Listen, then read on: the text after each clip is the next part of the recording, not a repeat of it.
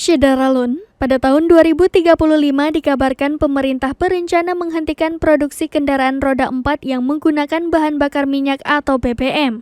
Hal ini merupakan rencana untuk mendorong penggunaan kendaraan elektrik yang akhirnya akan berkontribusi pada pengurangan emisi gas buang. Adapun tanggapan dari PT Mitsubishi Motors Krama Yuda Sales Indonesia atau MMKSI melihat pemerintah perlu mengkaji hal itu lebih dalam. Presiden Direktur PT Mitsubishi Motors Krama Yuda Sales Indonesia atau MMKSI Naoya Nakamura mengatakan, pada dasarnya pihaknya memahami rencana pemerintah terkait akselerasi kendaraan listrik berbasis baterai di Indonesia. Guna mendukung langkah pemerintah Indonesia netralitas karbon pada 2060, Mitsubishi akan menyiapkan berbagai produk yang sesuai dengan aturan pemerintah.